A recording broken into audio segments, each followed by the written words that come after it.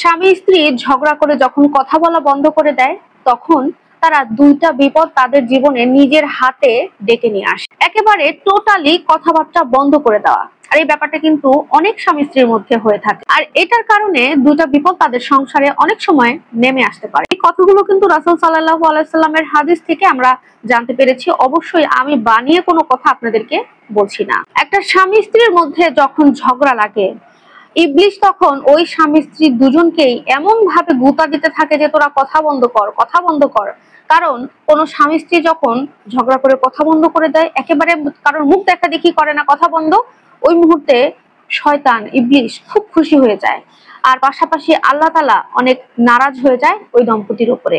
ইবলিশ যদি এই কাজটা করতে পারে, সে খুব গর্বর সহিত সবাইকে গিয়ে বলে আমি এই দম্পতির মধ্যে অশান্তি সৃষ্টি করেছি, তাদের মধ্যে কথা বলা বন্ধ করিয়েছি।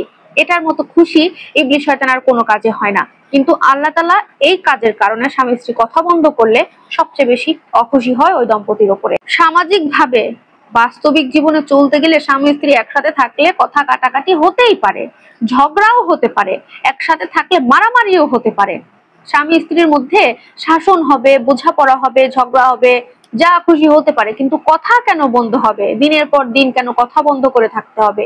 এই জিনিসটা আল্লাহ তাআলা পছন্দ করেন। আপনারা যখনই স্বামী স্ত্রীর মধ্যে ঝগড়া করে কথা বলা বন্ধ করে দেন, তখন ইবলিশ শয়তান এটাকে কাজে লাগায়।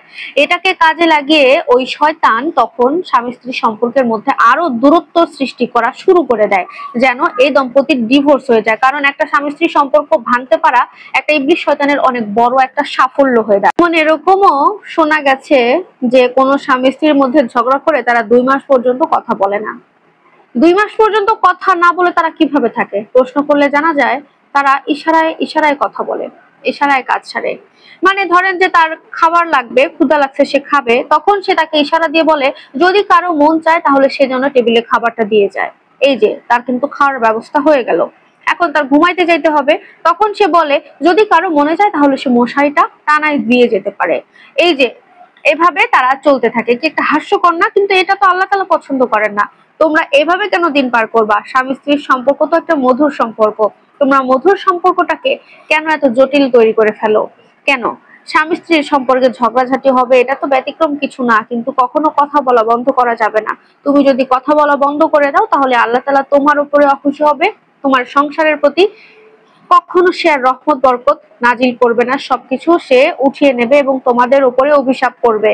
আল্লাহ তাআলা অখুশি থাকলে তোমরা জীবনে কখনো সুখে শান্তিতে বসবাস করতে পারবে। স্বামী স্ত্রীর মধ্যে ঝগড়া হলে তারা যদি এক রাতের মধ্যে, মানে রাতে ঘুমাতে যাওয়ার আগেই না মিটিয়ে ঘুমিয়ে পড়ে, তাহলে ওই সংসারে আল্লাহ তাআলা আর কখনো রহমত নাজিল করেন না, বরং তাদের উপরে লানত দিতে থাকেন এবং তারা জাহান্নামে চলে যেতে পারে, জান্নাতে তারা আর প্রবেশ করতে পারবে না। তাই আপনাদেরকে রিকোয়েস্ট করব, কখনো স্বামী স্ত্রীর সাথে ঝগড়া লাগলে কথা বলা বন্ধ করবেন না। সব সময় চেষ্টা করবেন কোনো সমস্যা সৃষ্টি হলে সেটা রাতে ঘুমাতে যাওয়ার আগে অবশ্যই যেন মিটিয়ে তারপরে ঘুমাতে যান।